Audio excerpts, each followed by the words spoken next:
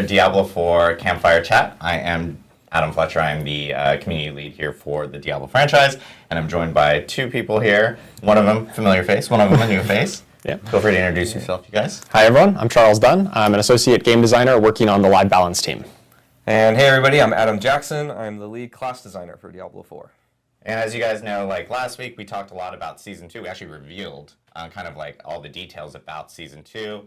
We went into a bunch of different updates that are going to be coming with Season 2. And then this stream was specifically for class updates, talking about resistances, talking about updates to damage buckets, and more. We actually have a lot to talk about. Hopefully, hopefully you guys like numbers because I brought some designers. Hopefully you guys like to hear about all these changes that we're going to be going through. But at the same time, we're also going to be talking about some future updates that are coming for the game as well. Yep. We will talk about the first update that's going to be hitting after Season 2 launches, which is patch 121. So we'll be hitting on that at the end of the actual stream. But before we kind of like jump into 121, I know that you guys have a lot to talk about regarding classes, resistances, damage buckets, unique items. Take it away, Adam. Yeah, totally. So yeah, we can start jumping to slides. So the class team and really the whole Diablo 4 team has been very busy with improving the game. So our strategy for the Season of Blood is kind of a 5-point strategy. The high-level goal here was we were focusing on addressing player feedback and really making systemic improvements to the game. We wanted to improve the whole foundation of the game from the ground up as much as we could. So our strategy for the Season of Blood, firstly, we wanted to update elemental resistances. We've heard feedback that they weren't quite hitting the mark that we wanted to, and so we're making some changes there. We're also looking to make uniques more exciting and impactful.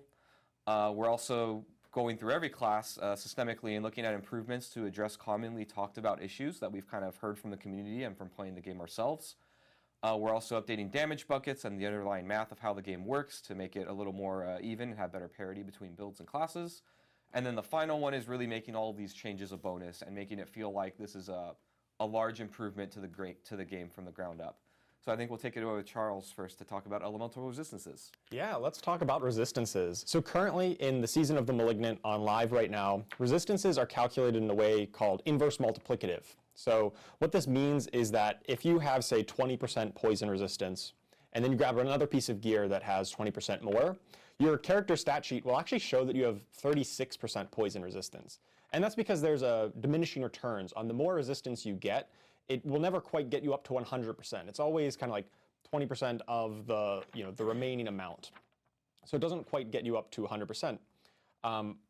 And this means that you can stack resistances essentially infinitely. There's no hard cap. You could get resistance on every piece of gear, and it would contribute to reducing that damage that you're taking. Additionally, right now, armor contributes both to elemental damage reduction. It kind of gets factored into this calculation, and it also reduces the physical damage you've taken from just enemies' regular attacks instead of the elemental attacks. So going forward into the Season of Blood, resistances are going to change how they're calculated, and they're now going to be additive. So that means if you have the 20% poison resistance and you grab another piece that has 20% more, you're going to have 40% resistance on your character stat sheet exactly as you would expect. Although since this adds up additively now, we do need to add a cap. So the resistances are going to be capped at a baseline of 70%. So your character can stack as up to 70% resistance. There are some effects in the game that allow you to go up to 85% with various effects that increase your max resistance, but those are rather rare because they are quite powerful. Additionally, armor is also going to only affect physical damage. As it used to do both, it's now only going to be calculated when you're taking physical damage and not when you're taking elemental damage.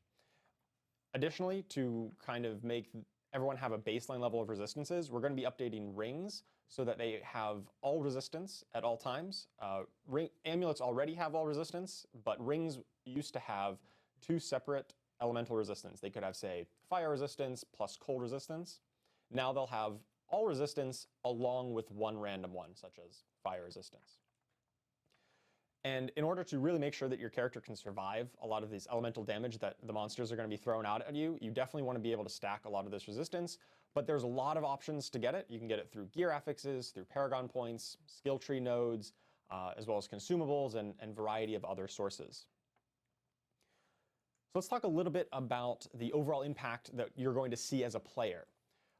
First and most importantly, resistances are going to matter a lot more in Season of Blood.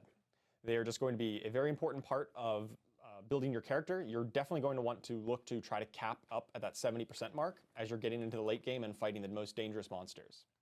They're also going to be a little bit more complex. There's a little bit of a puzzle to solve here with hitting that cap. You're going to want to get resistance. Yeah, resistance stonks for sure. You're going to care about them. You're definitely going to want to be caring about resistances as you're building your character in Season of Blood. Let's talk a little bit about our overall goals for the elemental resistance system. And I think it's important to talk about goals when we're talking about these really big systemic changes, because as we're going through and tuning a lot of the numbers and the balance of everything that's coming in Season of Blood, I mean, there's a lot in Season of Blood, obviously. We are going to be looking at the tuning and balance of these systems through the lens of these goals. So if it turns out that some of our exact tuning, maybe isn't hitting these goals, then we're going to be reevaluating them. And that's why we really want to share our goals for these systems with you. So the first one is that we want the system to have an endpoint. Players should be able to hit that 70% cap at roughly level 80 for most resistances. This isn't going to be something that you're chasing up to level 100 and you need absolute best possible gear in order to hit this cap. It's going to be something that's very achievable for most players as they're getting into that late game around level 80-ish. Our second goal is that all players, even if they're not paying too close attention to this, shouldn't fall too far behind. That's why we're adding the all resist to rings and amulets. This is a failsafe to ensure that players will always have some baseline minimum amount of resistance, so they're not getting completely destroyed by elemental damage if they're not really optimizing this. And finally, this is going to be a puzzle to solve for players as you're building your character, and there's a lot of paths to solve it. This isn't a situation where you need the absolute best possible gear to solve this. It's that we give you a lot of different options. You can get affixes of resistance through Paragon, elixirs, gems in particular is very important. And it's all about optimizing your character to find the best way for you to reach the resistance cap rather than can you reach it at all. I really want to highlight this elixir here. We've updated all of the elemental resist elixirs so that they also include, you can see here, a maximum poison resistance increased by 6%. And that's really impactful, especially because the resistance that you get kind of in excess of 70% is disproportionately valuable. Just to give you an example, let's say you're going from 0% resistance up to 5% resistance. What that means is, well, you're taking 5% less damage. You would have taken 100 damage, now you take 95. But if you're already at, say, 70% resistance at the cap, and you go up to 76% resistance, what that means is if you were to take 100 poison damage, well, at 70%, you would have taken actually 30. But now at 76, you're only taking 24 because you have 76% resistance. And that's actually a 20% damage reduction. You're gaining a lot more effective life whenever you add that extra cap at the end. So really getting to that cap and pushing above the cap is a great way to give you a better fighting chance against some of these late game bosses who all have these elemental effects. And yeah, these elixirs are going to be a key part of your arsenal to take on those late game bosses. All right, I think we want to move on Go on to the next to the to uniques. Yeah. Yes, Adam, take it away. Yeah, so firstly, talking a little bit about those goals really quick. Something that is really important to me and the team is that, when we're talking to you about the updates we're doing to the game, that you understand kind of why we're making these changes and what our goals are, because, you're going to see as we go through all of these, we're changing like a lot of how the underlying math and other systems of the game work. And, the odds are high that we don't nail everything perfectly. But if you understand what we're trying to do and we're more transparent about that, then when you're having discussions with each other, when you're giving feedback to us, they can just be a little bit more high level and better sources of information when you also understand why we're doing things. So now moving on to uniques, let's get into it. So generally, we feel, and we've heard the feedback, that they're just not exciting enough. For the end game chase items, they're supposed to be really, really awesome and cool. They're just not hitting the mark a lot of the time. Too often players really don't feel good when they drop, and really what is an alarm bell for me personally is that when there's a unique for your build and it's intended to be good for that build, like say like a fireball unique for a fireball sorcerer, and then a fireball sorcerer doesn't even want that, right? Like we don't want that situation to happen, whether it's because the unique effect isn't good enough or the stats on the gear aren't good enough. We want to make sure these are exciting and awesome and attractive to get. So we did a giant pass, and we updated nearly every single unique in the game. Not all of them, but pretty close. So we have a fourfold strategy, and I'm going to go through here using some fake examples of kind of what we did, and then we're going to go through some real examples of actual changes that we made to the game. So the first one, and by the way, we're also not just doing this in Season of Blood, but this is kind of how we're going to be looking at making uniques unique going forward.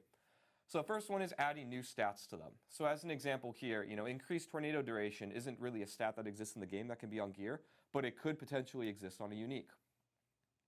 The next one is giving larger existing stat ranges. So as an example here, bonus fire damage would normally roll between, let's say, 15 and 25%. I just made these numbers up.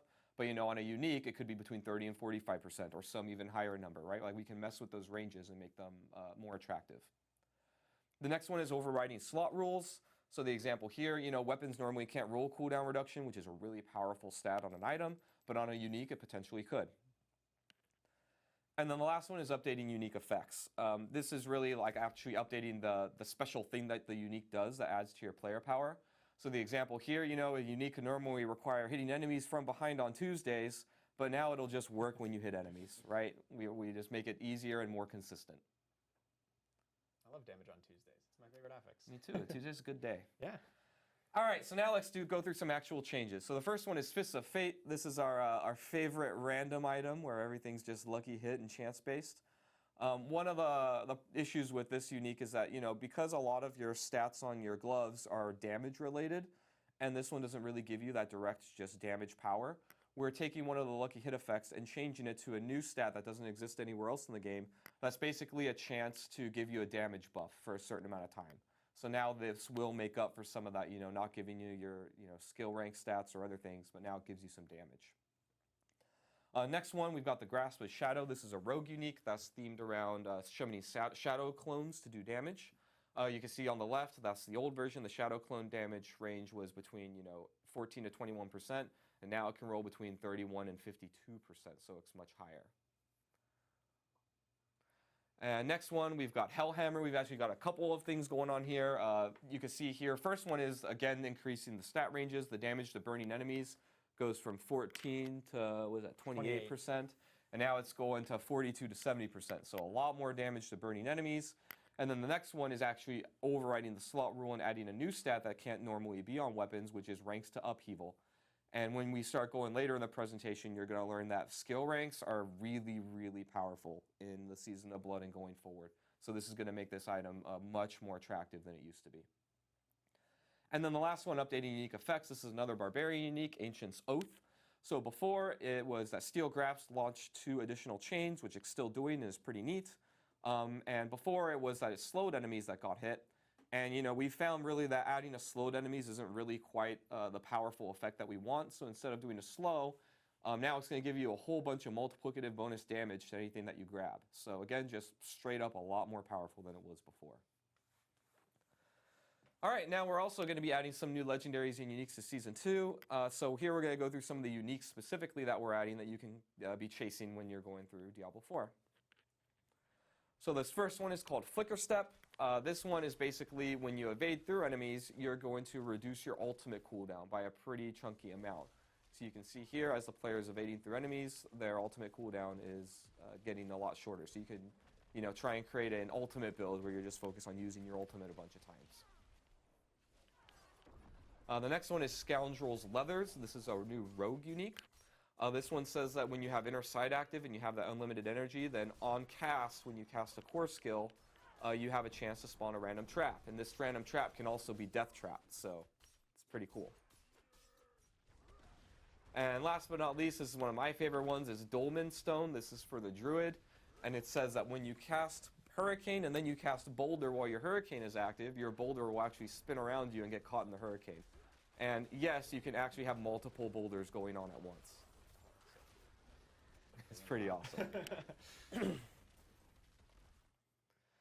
All right, next we're going to be talking about class improvement. So this is the next part of our strategy, which is really looking at the issues that the community's been talking about with every class and before you actually improving jump them. in, because I know we're a lot of people are seeing the item levels on some of those uniques. Oh, yeah, yeah. beforehand and stuff. And I know last week we had talked about item level being 920, but then there's some of the uniques that we showed earlier, for instance, actually ended up showcasing like 925 or other numbers beyond. So Yeah, I wanted to be clear. Yeah. Yeah, 925 is going to be the new maximum range that you can get for your gear. So 925 is the max high power you can get to. Yeah, so it's Just to double check. it's us clarifying essentially last week where we said 920, but it's actually 925. Yeah. So we just wanted to clear that up with everyone to make sure that people understood. Yep. All right, so next let's talk about the uniques that you can get in the game. So as you know, we can go to the next slide. Oh, it's good? okay. Oh, I don't, oh, there we go. There we go. Okay, Okay. cool. Sweet.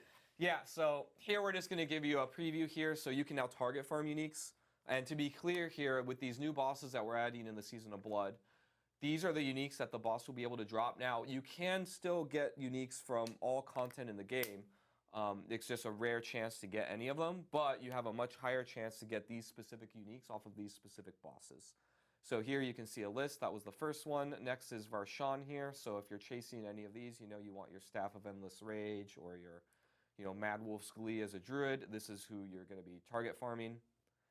Next, we've got Lord Zir. So here's the list. We can stay here for a few seconds and just Yeah, give well, people and a chance to see. we'll post these lists on the site so that players can actually reference back to these if they need to after the stream. But these are these are all the. I know we've gotten a lot of questions about like, hey, you talked about target farming. Like, what can I actually target farm off of these new bosses? And so we wanted to make sure that we actually showcase that list here, so every player can actually see all the uniques that they can actually target farm specifically from these bosses.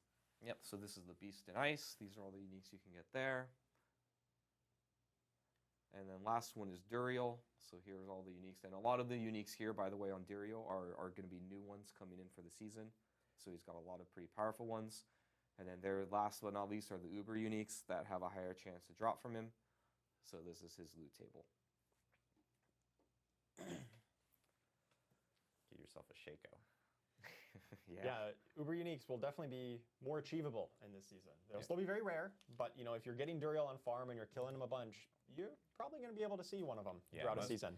Most definitely we'll be able to see one if you're really farming on Duriel, and at the same time, you'll probably know a lot of people within your own clan that actually will end up having Uber uniques this season.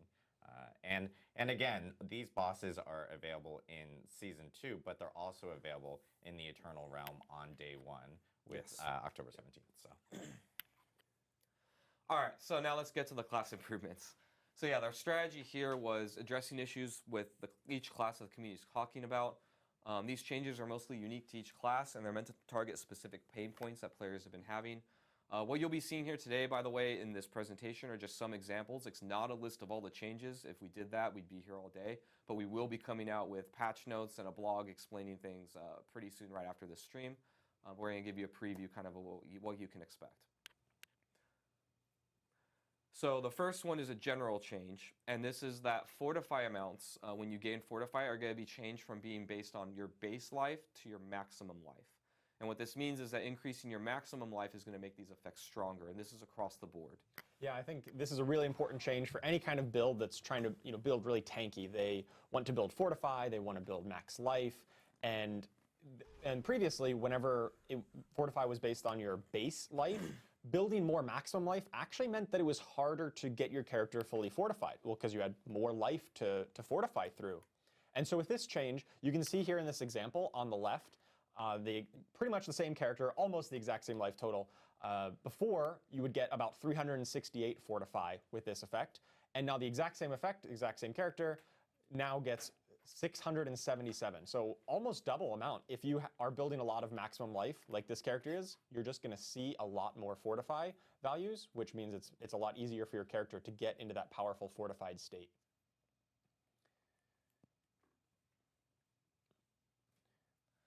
All right, next we're going to talk about some class adjustments here. So during our Season of the Malignant live stream, if you remember, we talked about how sometimes we're going to need to make adjustments to things that are overperforming, right? So I want you to imagine for a little bit that you have your perfect game that you're creating, right? Where your power level of everything in the game is here, balance-wise, right? Everything's exactly the same. Firstly, we live in the real world, so no game's really exactly like this. It's more like something like this, right? Where you have a range where, your lowest power thing and your highest power thing are within here. And this is actually better for a healthier game, because if everything's exactly the same, then, your power level can get kind of flat and boring, right? If like Fireball does the exact same as Upheaval, does the exact same as everything else, your game can end up kind of flat. So some variance is pretty good, right?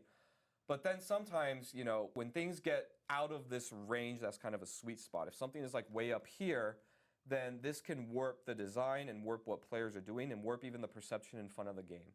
So one of the things that we had talked about during that stream is when we have things that are up here, usually this is due to either like unplanned synergies, or something that's bugged or working unintended. It can get out of the range. And so we're committed now that when things get out of range too far, we're going to bring it back to that normal realm where everything is. So in the Season of Blood, we're really looking at 3 situations here where this happens. Sometimes builds and playstyles can just dramatically be outperforming others.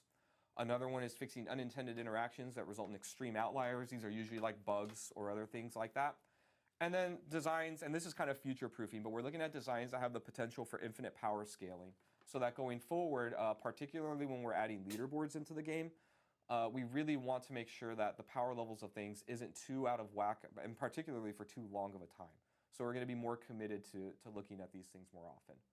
So in the Season of Blood, we don't really have too many of these, and to be clear, the overwhelming majority of our changes are going to be buffs.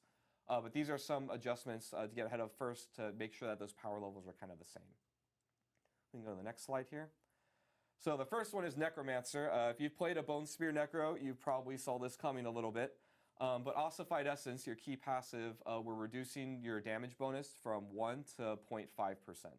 And to be clear here, even after this change, this key passive is still probably a contender for being the strongest one in the game. It's really, really powerful. It adds a ton of damage. And really what this lets us do actually, and you'll see when you get to look at our patch notes, it gives us some room to add power in other places in Bone Necro, rather than it all being centralized only around the key passive. We're also reducing the Bone Graph Legendary Paragon node max essence per stack a little bit.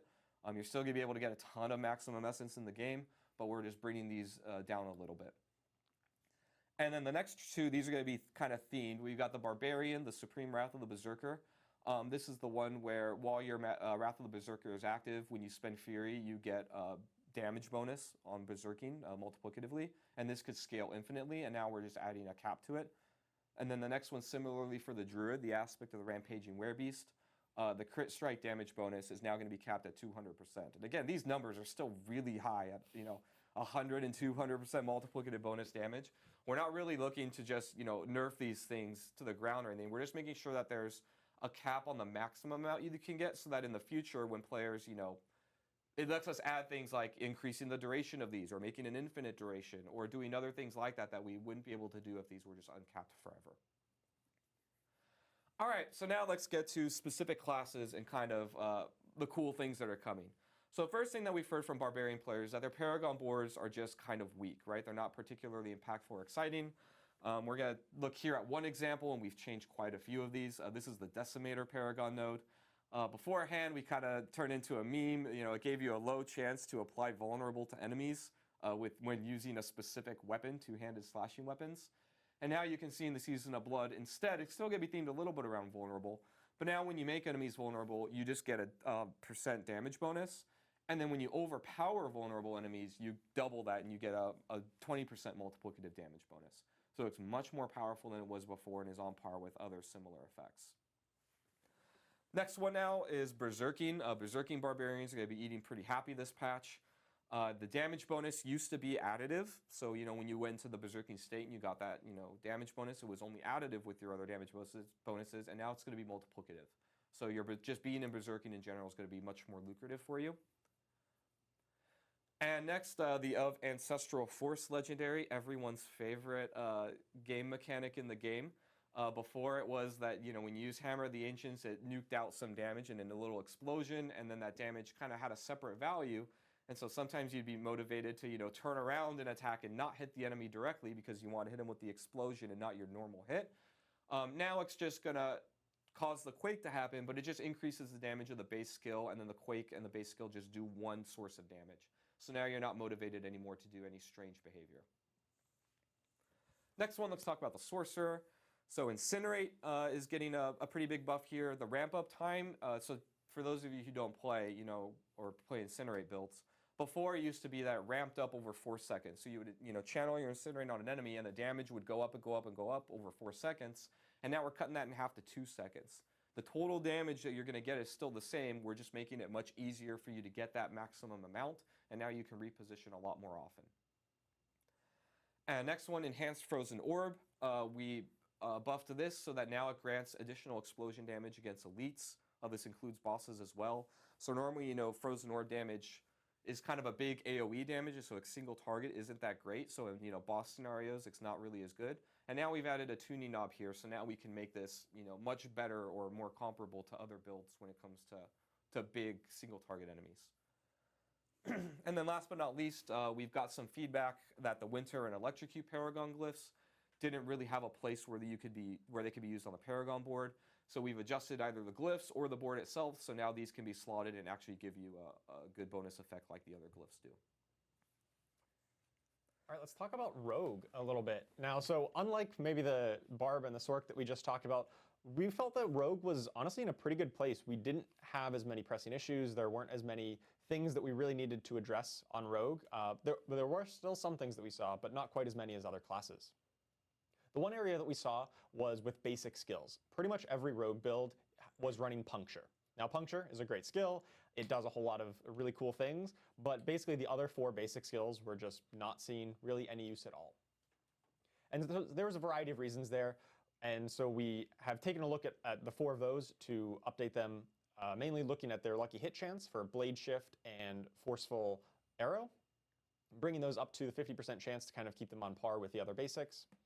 And then Enhanced Blade Shift, the upgrade to Blade Shift, will now immediately give you the full movement speed bonus. Prior, you had to move through enemies, and it took a little bit of time to ramp up. We're just going to give you that full move speed bonus right off the bat. And then Heartseeker, the critical strike chance that you get whenever Heartseeker hits a target, it previously stacked up at 3% per cast, per stack. And that meant you needed to hit an enemy 5 times before you got the full 15% bonus. And 5 times is a lot. So now we're going to increase the gain per stack up to 5% per stack, so you can get that full bonus within 3 hits, which is very conveniently the same number that you need to max out your combo points. So Heartseeker might see a little bit more play in combo point builds going forward. Additionally, we also took a look at the Impetus passive, and this one we just made it occur a little bit more often. You only need to move 12 instead of 15 meters. But more importantly, it also increases the damage of your next non-basic attack. Prior, it just said your next attack. And that meant that you would occasionally use a basic, and then you'd get the bonus on the basic, which didn't do a lot of damage. Now you're definitely going to be getting this full bonus on a higher damage skill, like a core skill, whenever you get to trigger the Impetus passive. Let's talk about Druid. Yeah, so similarly to the Rogue, the Druid's in a pretty good place. So not quite as many updates as other classes, but we still found some room to make Druid players happy. First one is Ravens. Ravens is getting pretty good buffs across the board. The passive damage is being increased by 20%. That's the little ravens that peck your enemies to death. The active damage is also getting increased by a whopping 55%, so that's the actual circle of ravens that hit enemies. And then Enhanced Ravens, the bonus critical strike chance that you get is going to be increased from 5 to 8%, so across the board, just a much better skill. And then Rabies. Rabies is also getting a pretty big damage buff. And then we're also making one of the upgrades, which is Natural Rabies. It used to make it that your rabies spread twice as fast, or 100% faster. We're giving half of that baseline. So now your rabies is going to actually just spread between enemies 50% faster, so you don't have to wait as long for them to get infected. And then the Natural Rabies will increase that by another 50% to make it 100. Yeah, rabies feels a lot better to play with now. It spreads out to the whole pack right away. Yeah, or a lot quicker. A lot easier to use, Yep. And now Necromancer players. So Necromancer players will be pretty happy here. We got a lot of stuff coming for you. And again, this isn't even all of it. Waiting to read chat after this. So minions, Minions buffs, great. lots of them. First thing is Death's Defense. This is a passive that was kind of mandatory for minion builds. This was really our fail-safe that, a boss or other big hit from enemies wouldn't just one-shot all of your minions. Basically, now that passive is baseline, so now they can't get hit for more than so much of their life without having this defense in there. I'll also add in that this baseline functionality that your minions can't take more than 30% life, this applies to all player pets across the game, including druids, wolves. That's just how our pets now work. And of course, we've redesigned the Death's Defense passive to give you another alternative if you want even more defense on your minions. Yeah, good clarification. Druid's eating even better today too. Yes. Next, Golem, basic attack damage is getting doubled. We're insane. But yep, so it's going to get a lot stronger. Your Blood Golem and your Iron Golem's active damage is also going up. The Blood Golem by 55%. The Iron Golem Slam is going to be 15% better. Also, many of your minion Paragon node damage values have been increased. So that scaling minion damage into the mid and late game is also going to be a lot better. Coldbringer's aspect. This one used to say that your cold skeletal mages could cast Blizzard. Kind of made sense thematically. Cold mages, Blizzard, cold things. But now we're opening this up to more builds. So now this aspect still makes your mages cast Blizzard, but now you can take any mages that you want, not just cold mages. And next, so we had some affix reductions here. So before we had the Thorns-related affixes, we had one that was specific for your Skeletal Warriors, one for your Skeletal Mages, and another for your Golem. And now we're basically just cleaning that up. So now instead of having 3 separate affixes, we now have one unified, your Minions Inherit Thorns affix, and that can appear on ranged shields and gloves. So now you're going to have a little bit less spam of affixes that you're not interested in if you're not looking for Thorns in your build. And last but not least, shields. This just makes sense. Shields have armor on them. So now when you have a shield as a Necro, it has armor because they protect you. That's what they do. Yes. All right, so let's talk a little bit about the damage bucket changes. And when I refer to damage buckets, I'm mainly talking about critical strike damage, vulnerable damage, and overpower damage as well. So in Season of the Malignant, vulnerable and critical strike damage were different buckets, and mixing these two, so if you critical struck a vulnerable enemy, would kind of multiply all of your critical strike damage by all of your vulnerable damage, and you just get more than the sum of your parts, like dramatically more.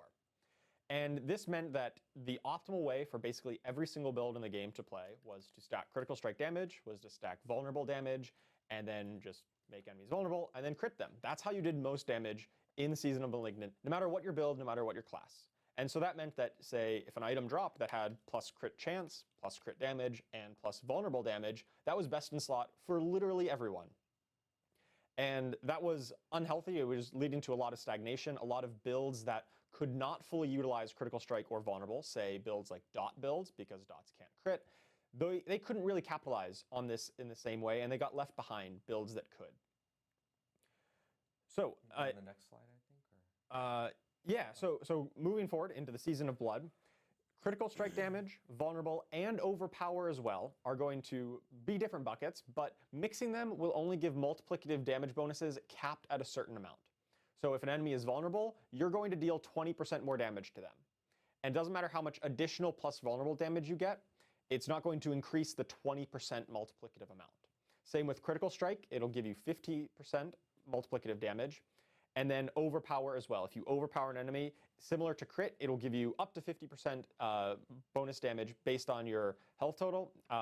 Overpower calculations are we're not going to get into all the details of exactly how overpower is calculated in Season of the Blood here, but you can definitely check out the patch notes for a more explicit detail there. But basically, know that it has a multiplicative aspect up to 50%, just like crit and vulnerable. And it'll scale and just be better. Trust us, it'll be good. Overpower was definitely not overpowered in Season of the Malignant. It was rather on the weak end. And here going into Season of Blood, it is going to be much more powerful. I really expect Blood Necros and Werebear Druids to be doing very well in this season. So let's go over an actual example here with numbers just to clarify what I mean. So if you have 150% critical strike damage, that's what it shows on your character sheet, right? That's how much critical strike damage you have. It also factors in this 50% bonus damage that you deal anytime you crit. And similarly, if you have 200% vulnerable damage, it also factors in that 20% vulnerable damage that is just baseline to vulnerable application. Previously, we would take the entire 150% and multiply it by 200%, and that would be your damage output. It would scale really high. But now we're going to take whatever damage you would deal, and we're going to multiply it by 1.5 because it's a crit, and then we're going to take that result and multiply it by 1.2 because the enemy is vulnerable. And that's why the 50% and the 20% combine to 80. It doesn't combine to 70 because you're multiplying them together. Like I said, so you still get some synergy where it's greater than the sum of its parts, but no longer is it the full 150 and the full 200. We're just always going to take the 50 and the 20. And so that should give us a bit more, scaling will be a bit more consistent across crit and vulnerable, and you're not going to be incentivized to every build has to stack critical strike damage and has to stack vulnerable. It'll still be valuable to do it for builds that are interested in that, but it's not going to be the best in slot for every single build every time. I want to say one of the things we wanted to do here was still motivate you, and you should be glad to be mixing multiplicative buckets. It's still an interesting thing to do. Just your opportunity cost isn't insane if you don't. So now you can do other things. Yeah, so the overall impact that players are going to feel in Season of Blood with this is that the nominal damage numbers that you're doing are going to go down slightly. And that's because you just don't have this massive multiplicative bonuses. But we're not here trying to make the player weaker against monsters. What we actually did was we went through and looked at all the monsters in the game and retuned them to make sure that players who are optimizing their build and have strong builds are still approximately as equal against monsters as they were before. Mixing damage types, as we said, was going to be less required. It's still powerful to do, but it's not going to be the end-all be-all of the only way you can build your character. And of course, building individual damage types are going to be more equal in value, mainly, like I said, about overpower. Overpower builds are just falling behind. Same with things like dot damage builds or minion-focused builds. Those are going to come up and be much more comparable to builds like critical strike-focused ones or vulnerable-focused ones, and so on. Yeah, so we have a little visual here, but imagine this is like the current season where crit and vuln builds are just really high up there. They're doing a ton of damage. They're wiping everything. And then all the other builds are kind of pretty far behind, right? If you're not mixing these two things, then you're just less effective. In Season 2, what we're doing is we're bringing them together, and then what we're going to do after that is balance monster power around this. So, again, our goal is not to make you weaker. It's to make everything have more parity, and we're going to balance the whole game around this new world that we live in the Season of Blood. Yeah, it's not about bringing crit and vuln down. It's about making sure other builds can reach that same level of power that crit and vuln builds experienced in Season of the Malignant. It'll just open up the space for more builds to reach that type of power level with a variety of skills and affixes and not just crit and vuln. So let's talk a little bit about the overall goals for the damage bucket changes. First and foremost, we really want players to be rewarded for investing into their primary vector of damage. So for example, if you're a blood necromancer who really likes to overpower enemies, you're going to be rewarded for investing in plus overpower damage, as well as other tanky stats that scale it, like health and fortify generation. And then once you invest in that as like the main bulk of your power, you can find other ways of increasing that. Maybe you do find a way to apply vulnerable, but it's not going to be the main focus of your build. You can also get a lot of skill ranks to increase whatever your core skill rank is. Those still increase your core skill damage multiplicatively with skill ranks, which goes back to what Adam had said earlier about how powerful skill ranks are going to be going forward into Season of Blood. Also, we don't want this to just make the game simpler. We know that right now players they feel like they're getting crit and vulnerable on their gear, and that's great. That adds an interesting layer of the item chase, like, hey, you found the best in slot item. And with this change, it's not going to be that exact same, but our intention is not to make the itemization game simpler or more boring, because we're actually making a bunch of other changes to make this a bonus, to find other ways of scaling your character in interesting ways that Adam is going to talk about here. Yeah. So last but not least, we're going to talk about making it a bonus, and I'm going to kind of expose a gap in our armor here. What we were really afraid of when we were looking at doing these changes is that in a vacuum, if we did this and nothing else, we think that it could be a negative experience to the game, kind of what Charles alluded to. What I'm terrified of is that we do these changes and the reaction basically is, wait, you're lowering my damage and you're making it less rewarding to try and build crit and vuln. This is awful. I hate it, right? This isn't our goal, and we knew that we had to combine this with some other systemic updates to the game to make sure that this new world of itemization, damage buckets, and builds was something that's interesting and kind of has some meat to it as a player. And also what we mentioned before is that we are, again, going to be tuning monsters to be more appropriate with the new player power level. Our goal here is that your player power difference should be minimal. If anything, you'll probably feel more powerful compared to before just because of all the unique upgrades and other class updates and changes that we're making to the game. So you shouldn't really have a huge difference in how you feel going through mobs and dungeons and things. Just you're having more options of how you do it. So here's the other big part of our updates. We're adding effects to kind of give that scaling back, but instead of having it be baseline, we're going to do it through player interaction. So if you remember before, that little graphic of the crit and vuln was really high and the other player power was down below. How are we bringing these things together? Well, we're going to bring that player power up for the other builds through these kind of designs and effects. So the goals with these changes before we get into them are twofold. The first is we want to add some multiplicative power back to the player, but in a more interesting way.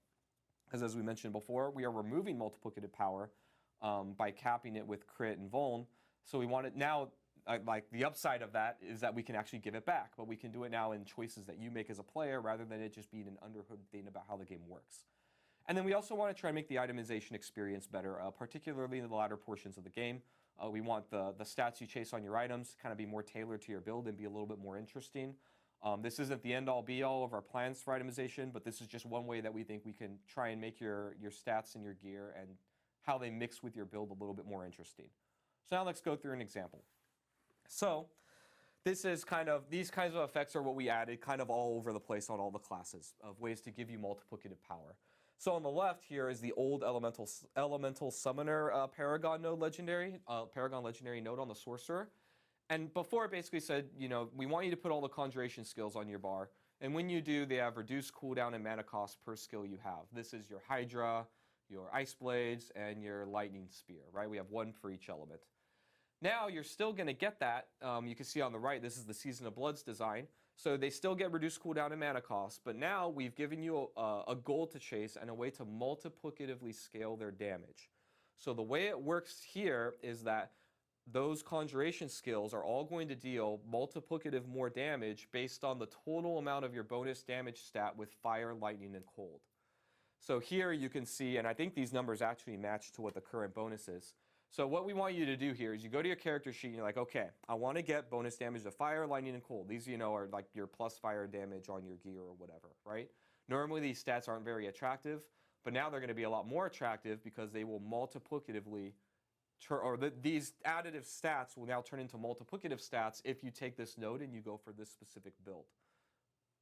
And the other really neat thing about this is that it makes your Paragon board or Paragon nodes, and even we can make items or other effects more interesting where we say, hey, you get bonus non-physical damage.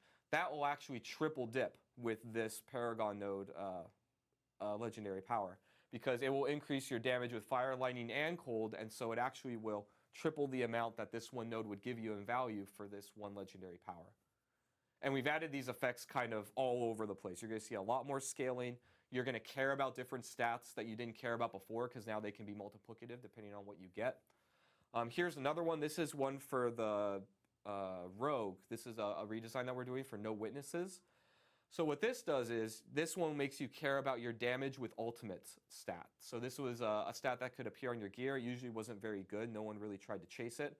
But this says that now your ultimate skills on your Rogue will deal multiplicative more damage based on that stat. And when you cast your ultimate, that multiplicative damage will apply to all of your skills for 8 seconds. So this kind of enables a complete new build with the Rogue where you want to spam, Rain of Arrows or whatever ultimate you can as often as you can, because even just using the ultimate is going to give you a multiplicative bonus, and that bonus on all of your skills will be based on this damage with ultimate stat that you can get via gear and Paragon and other places. Yeah, I think Rogue is my favorite class to play that new flicker step unique on, where Yes, when you're you can evading combine through that enemies, here. you get a lot of ultimate cooldown reduction. It lets you trigger No Witnesses more often. You want to build a lot of ultimate, and you can play it, with Rain of Arrows or Shadow Clone or Death Trap. Any of them, it just feels really good and a much more cohesive package that lets you scale to a really strong late game build and is not just based around crit and vuln. It's now based around ultimate skill damage. Yeah, and to be clear here, this will be on all the classes got some amount of this, and it's not only on the Paragon board. Some of it, your key passives will be doing it. Some uniques will be doing this. There's kind of a bunch of places. And I believe last but not least, so if you remember last time we were on stream and I talked, I brought up how we had a stated goal of trying to scale effects that don't really scale very well. These are generally effects where there's a legendary power that spawns a thing, like let's say earthquakes with the barbarian or dust devils on the barbarian, things like that. And those effects didn't really scale very well, and we wanted to add things that do. So in the Season of Blood, we've added some things. This isn't going to be everything we do forever. This is just the beginning, but we've got 2 new Paragon glyphs per class where we are going to be adding these scaling effects. So now you can create builds, hopefully, that you weren't really able to before, and we gave you a way to scale them. And again, we're planning to do more of this kind of design in the future. I think it's very interesting. And yeah, so here's going to be some examples. So the first one is Rumble. This is a new Barbarian glyph, and it's basically going to let your earthquakes scale multiplicatively with all the strength that you get in an area around the glyph when you slot it. And then you also deal more damage based on each active earthquake that you have. So you want to get a lot of active earthquakes, and it makes you more powerful. Just to clarify, I think when you building strength around this will give additive damage to your earthquakes. Most glyphs on the top section is all additive damage. Oh yeah, good clarification. But then the second half, the additional bonus, yeah, gives you a multiplicative bonus based on how many earthquakes you're creating. So it's still great for earthquake builds because it increases all of your damage that way. Yeah. Next is the Stalagmite. This is for the Sorcerer. So we're giving you a way to scale your ice spikes per intelligence purchase within range, and then also your ice spikes are going to have a higher crit chance. And then we've got Explosive. This one is for the Rogue, and this one lets you scale your stun grenade damage with Dexterity. And then also you're going to get damage reduction whenever you drop a stun grenade. All right. I know we've gone through a ton of slides here. Oh, yeah. A lot of slides, a lot of stuff to actually cover regarding class changes, of course, all the damage bucket changes and everything. One thing to note is I know we only highlighted a few specific things on classes. As we've mentioned, patch notes are actually going to be coming after the stream. So you'll be able to read through every single class change, all the different changes that we've even talked about last week on the stream, and other items, including bug fixes and everything. Yeah, there's a lot of this. It's a pretty lengthy patch notes. It's by far our largest one yet, for sure. Yeah. In fact, I think if you add up all our patch notes beforehand, this one ends up being half of all our prior patch notes combined. So wow. it's pretty significant. It was a lot for us to do. Yeah. Yes. So patch notes will end up going live here after the stream, so you can check it out on diablo4.com. We do want to talk about some of our future changes that are also going to be coming post Season 2. For instance, patch 121. We haven't even hit patch 120. Patch 120 is coming out on October 17th with the start of Season 2. But patch 121 is actually going to be coming out after Season 2, but before BlizzCon. But we did want to actually cover what would be in patch 121. And we also wanted to talk about how future content pieces, within Season 2, we're going to be constantly updating and adding new features to the game within Season 2. And players will hear more about that at BlizzCon and future streams. But one big thing that we are adding in 121 is a training dummy, kind of a target dummy where you can actually practice builds, test out different items and everything like that. This will be located in Kiovushad in a cellar, and you can actually customize it and change it from a normal training dummy to adding additional ones or boss ones, and you'll actually be able to test out different builds. So this will be coming in 121. Just a reminder, I'm going to continuously say that so people don't go why wasn't it in on October 17th? 121. Yes. But this will be towards the end of this month. We'll have more information as that actually hits. And then the other feature that we're going to be adding, and this one's a big one that I know people have been asking for. In 121, there will be an option for you to be able to reset your Paragon board, which we know that everyone has been asking for, and it's something that we've been wanting to put in. And so easier respecs. Yeah, easier respecs. It's going to be way better for players. And so in 121, that feature will actually be coming. And again, like I said, towards the end of this month, we'll have that. We'll talk more about that. There will be patch notes associated with that update. And of course, we'll have more updates to Season 2 that we'll be talking about at BlizzCon. So you should make sure to check out BlizzCon if you're going, or if you want to go, you can still grab a ticket. And of course, we also yesterday announced the BlizzCon collection, which has a bunch of Diablo 4 stuff along with some World of Warcraft, Hearthstone, Overwatch items in there. But with the Diablo 4 items, it does include like the Legendary Collection actually includes a token for the Premium Battle Pass. The Premium Battle Pass, we've been getting a lot of questions about this. The Premium Battle Pass token in that can be used for Season 2 if you want, or it can be used for any future season. So you can use that token, you can save it if you like, and that is included in this. And it also has some really cool mounts with some cool effects and mount armor and everything. So. But that is available on the Battle.net shop now and that is the BlizzCon collection. Cool. Cool. We have some Q&A that we do want to go over today. I know that players, if you have questions, feel free to jump into Twitch chat and ask your questions. I will butcher your names. Guaranteed.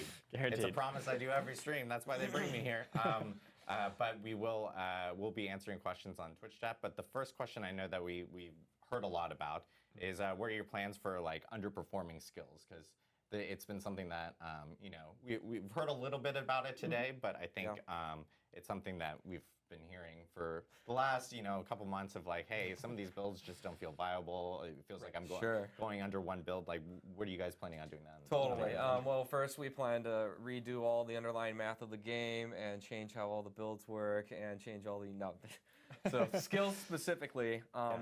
Yeah, there are definitely skills that are underperforming that don't have as wide of a use case as we would want.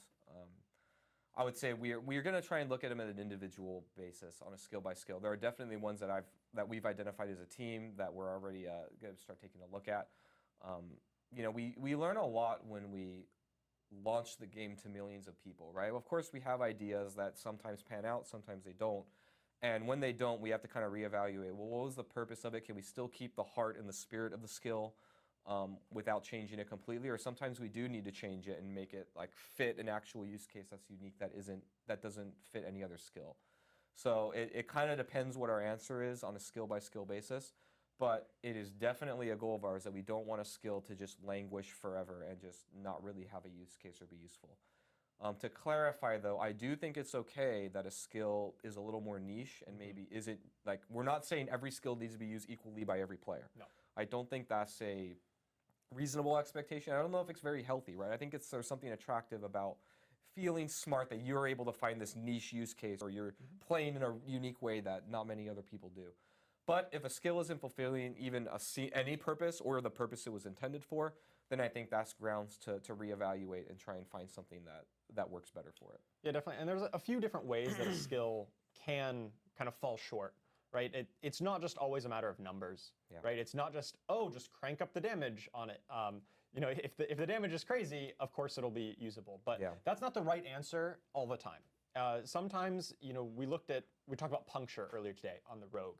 And if you look at just pure damage, puncture compared to the other basics on Rogue, about comparable. Like it wasn't an outlier in one way or another, but we saw so many players playing puncture because of its interaction with other systems, right? We had it, hey, puncture is a really easy way of applying vulnerable, and in Season of Malignant, vulnerable was really valuable. So we're not only tackling this on making the other options more usable and interact in an easier to use way, but also adjusting the systemic issue like, hey, vulnerable's too mandatory, so you have to take the thing that applies vulnerable.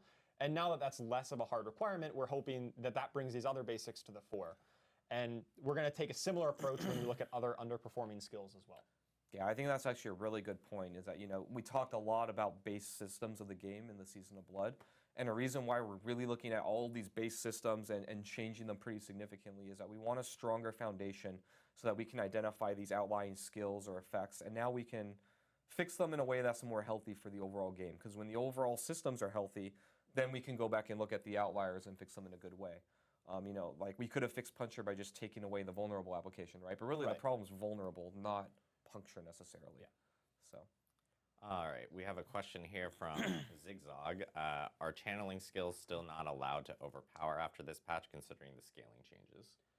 This is true, yes. It's just part of the way Diablo 4 works is that channeling skills do not overpower. That's partially because it would just if you overpower is determined on a skill cast basis. So when you cast a skill, the game determines, hey, did you overpower or did you not?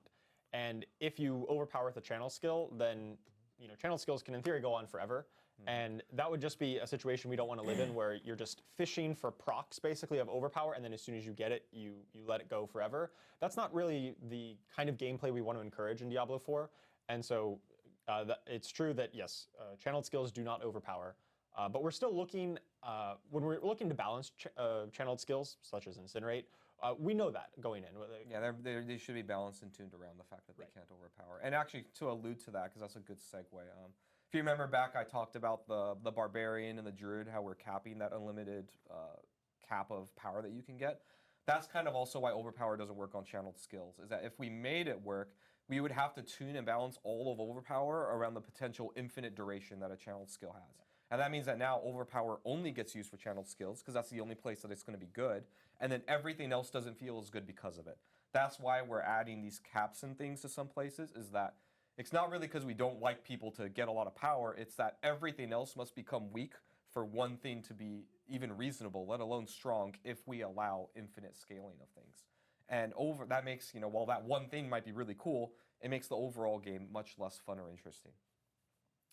I'm going to spitfire a few questions. I'm just going to answer really quickly, just so I can a lot of questions here. Yeah, totally. Are there plans on yearly roadmaps and roadmaps for the game? BlizzCon, stay tuned. In regards to, we're getting a lot of questions about social features and group finders and clan features and everything. Those are things that we're looking at and most definitely have been taking in a lot of feedback. Nothing to announce today, but it is something that I know the team is very much reading and seeing. Does this mean that Tempest Roar only drops from Duriel, or can it drop from other rare mobs? No, it can drop from other rare mobs. Duriel just happens to have we were showcasing the specific drop tables for uniques for these bosses here. So you'll know, hey, if I want to get a Tempest Roar on a Druid or something, I can actually farm Duriel and have a better chance of knowing that. Yeah, I wanted to clarify, you can still get them in the other parts of the game. When you finish Nightmare Dungeon or go through it, they can still drop off of mobs, be it end of Nightmare Dungeon rewards, you still get them out of Hell Tide, all those things. Just doing this, you have a higher chance to get these specific things. Yep. Let's see, we have a question from Sock and Boppers. Will we be seeing more support or basic focus builds this time around? I don't know basic skills? I guess so. Yeah, basic builds. Yeah, basic skill builds. Yeah. Yeah, there's not as much support for building your entire build around dealing damage with basic skills. That's not something that we have a ton of support in the game for right now or in Season of Blood, but it's definitely something on our radar, is hey, this is a cool idea of making your basic skill, kind of flipping it on its head, right? Basic skills right now are a bit more of a setup, a bit more of a generator type of skill. That's definitely a design space that we are looking into and will be making designs for in the future. Don't have any specifics to share yet, obviously, but it's certainly on our radar to enable those going forward. Yeah, we know it and we think it's cool too. Yep. Here's some more designer-specific questions from Lucky Luciano. I know that person. How are the Necromancer and Sorceress classes being balanced to account for the changes to resistances which intelligence characters inherently benefit from? Sure. I can take this one. So one thing to keep in mind is when you're making a fantasy ARPG or a fantasy-based games, we do actively want there to be some differences between the classes, where some are better or worse at some things than others, right? We want them to have boons for picking your class so that they're, you feel different than all the other ones, right? If everyone was just a blank class, that would be a very different game than what we made for Diablo. So that was partially why when we talked about resistances, we talked a lot about how our goals are that everyone can kind of comfortably get there. Because what we didn't want was, if resistances really matter and you can't get to cap, or you can only get to cap at level 100 with maxed out gear, and even then you may not be able to, and you have to do this really complicated puzzle, then those classes would have a really large advantage over the other ones in the elemental resistance realm, right? And a lot of our bosses and things do that type of damage, so it would actually be a really big balancing issue. Because of that, we made it that it's a very achievable goal this gold might be a little bit easier to get on sorcerers, necromancers, or whoever, they have the int scaling with elemental resistances or whatever stat may have you. And we also even purposely make effects like passive nodes or paragon nodes or other designs that are class specific. Different classes can get to different breakpoints easier than other ones, and that's by design. Kind of, if you remember when I talked about like the perfect balance world and we have like a gap, this is the world we actually live in. We want like barbarians to be better at some things than necros, or druids to be better at some things than rogues, and vice versa, right? That makes for a more interesting and compelling experience where your class experience when you're playing through the game feels different, right? Like if you play a sorcerer for the first time and when you've played a barbarian your whole life, you're like, oh wow, it's really nice that it's easier for me to fix this resistance game than when I'm playing on my barb. Or hey, when I'm playing on a barb compared to a sword, it's really nice. I have all these unstoppable skills that move me around everywhere. Like we want there to be kind of differences in pros and cons to things. So really when we need to make a change is when it gets out of that realm that's kind of reasonable, right? If something's too far down even where, it's too painful to play a class for some reason, right? Like we've heard some feedback from necromancer players where we don't give them a ton of mobility and they're, kind of sad, hey, we don't have enough and we need to get brought up here. Well, we're okay with being a little lower. We just, what we're at is not acceptable. And then same thing on the high end, right? Where maybe it's too easy to get things, then we need to bring it in. So, yeah, the answer is we made resistances this way knowing this in mind so that, barbarians, it's still going to be very easy for you to get to this cap just by playing the game and doing a little bit of planning. So we don't expect there to be a huge power discrepancy, especially since everyone's going to get to that cap eventually anyways. Awesome. We have a question from Psychophant, which is a good question. It's for barbarians specifically. Sure. What are your plans to address barbarian resource generation and uncoupling it from shouts? Yeah, in the season of blood, we haven't completely answered the shout issue, which we're well aware of. Like, players want to put on all the shouts and then shout all the time and just yell at enemies a lot, I guess. They shout at me a lot. We're still looking at what we want our solution to be. We're also looking at a similar thing with sorcerers with equipping defensive skills, where they want to take Frost Nova and Flame Shield and Teleport and do all of them. It's a deeper issue to solve that I think requires us to really look at why people are picking them and just make sure that they're still okay picking some, just not picking all of them all the time. We don't have anything to announce yet, but it is something that we are aware of.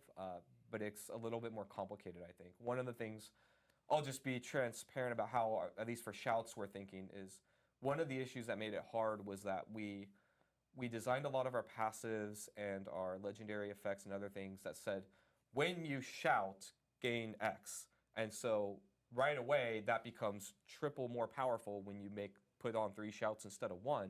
And we didn't balance it that way where, we expected everyone to just always take the 3 things. Same with defensive skills or anything else that's synergistic like that. On the one hand, we like these kinds of designs like, hey, your core skills do more damage or your other things, of a category do more to make you think about mixing the category. But when we go too far, and we definitely, I think, did with shouts as an example, then it just says, hey, do all of them or don't do any of them. And the answer right now is really do all of them because they're all really strong independently. So we may need to decouple them, which is like, hey, instead of all your shouts get increased duration or you always heal when your shouts are active, it'll be when specific shouts are. But then, that doesn't feel good. It's kind of limiting because we're kind of telling you what to do. So we have to try and walk that balance really well, which is a difficult tightrope to walk. A question here regarding glyphs from Max78. Sorry, I don't want to butcher the name. Any plans on making more glyphs or bonuses spell agnostic? Yes. So as we're making more content going forward in future seasons, we're going to be making a lot more glyphs. And that is definitely design space, is to work on categories of skills or either other unique effects. It's not always going to be, and honestly, we showcased 3 glyphs here on the stream, and we're adding in 10 new glyphs in Season of Blood.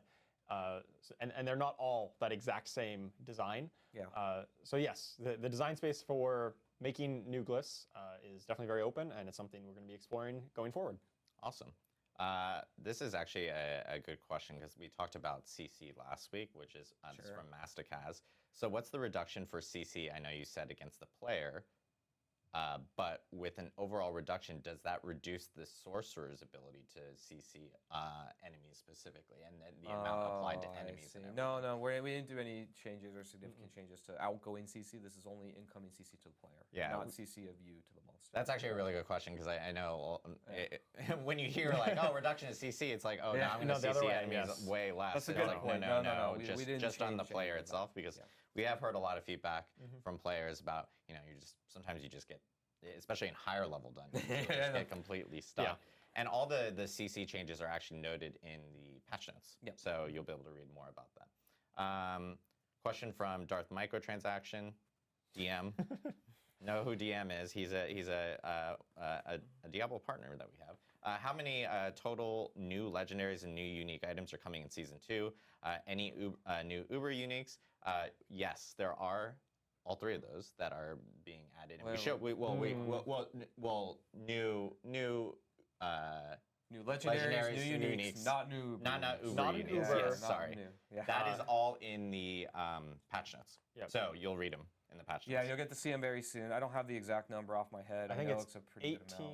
total, I believe. 18? Yeah, there's 5 class legendaries, 5 class uniques, and then 2 generic legendaries and 6.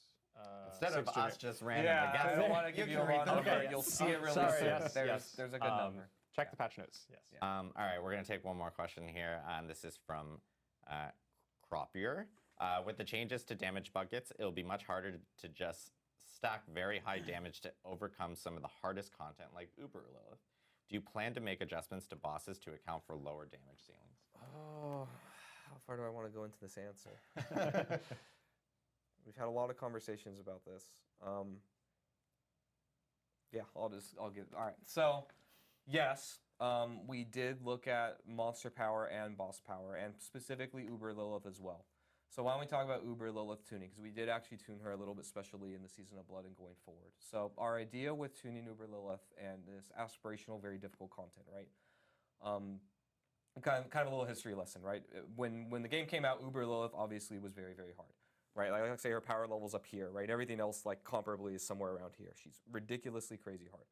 Really, the only builds that were able to beat her were builds that had either like really, really strong interactions, like Bone Spear Necro, where it was just like really, really overtuned, or ones that were bugged, right? Where they just got like 100x more power than other things, and it wasn't really intended. We don't really want our aspirational content to live in that space where like only oversights can really beat it comfortably.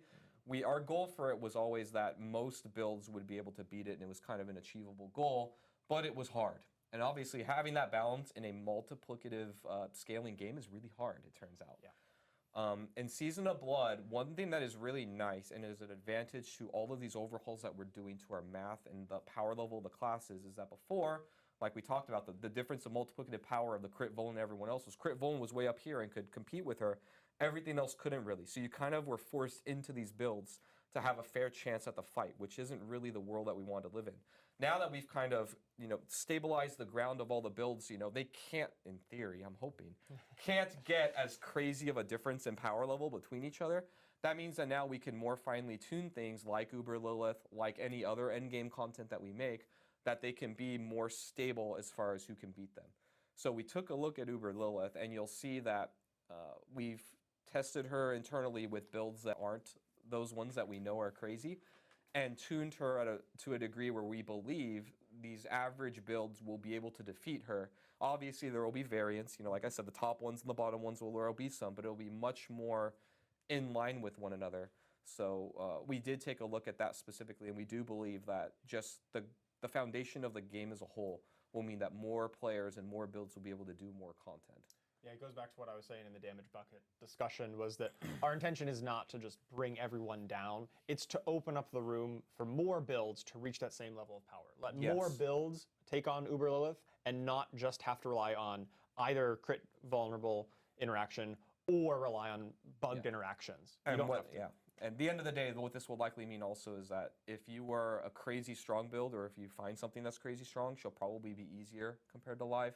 But then your average person, she'll be much more doable. You still have to play really well, though. It's a hard Yeah, fight still. he's still hard. but It's still yeah. a hard fight. Yeah, and I think there's also even just changes that you guys had already talked about regarding like resistances and things like that. That will also be Yeah, like the beneficial for foundation of them. everything the is fight different, gonna yes. be- yeah, most I think definitely. overall it'll be more achievable. Awesome. Well, thank you, Adam. Thank you, Charles, for joining us, and everyone for listening to a bunch of designers A whole lot of math. go and into design numbers process. and math and everything for you guys regarding class changes and all the other damage buckets and resistance changes that are coming to the game. Just a reminder, Season 2, Season of Blood, starts on October 17th. That is the same day Season 1, Season of the Malignant, ends. So you guys will find that the transition between seasons will just be fluid from one season to the next. But that will begin on October 17th. Also, of course, like what we announced last week, Diablo 4 is coming to Steam. So you can wishlist that now. So if you prefer to play on Steam, you have that option of being able to grab Diablo 4 on Steam. And so you can go there and wishlist Diablo 4 there right now. And it will be available on October 17th. That does support cross-progression and cross-platform play. So if you do want to play with other people on Battle.net or on consoles, you still can. And if you want to carry over your progress from Battle.net or consoles over to Steam, you still can as well from there. But October 17th, Season 2, Season of Blood, and at the same time, 121, just a reminder, the target dummy that we talked about and the Reset Paragon board feature will be coming in 121. That will be landing in late October and before BlizzCon. So make sure to tune in for those notes. Do I have anything else I need to say? Oh, BlizzCon. Make sure check us out at BlizzCon. BlizzCon, really excited. Yeah, BlizzCon's going to be really cool. So thank you guys again. Thank you, Charles. Thank you, Adam. Thank you, And Adam. we'll see you guys in game. Thank you so much. See you in game.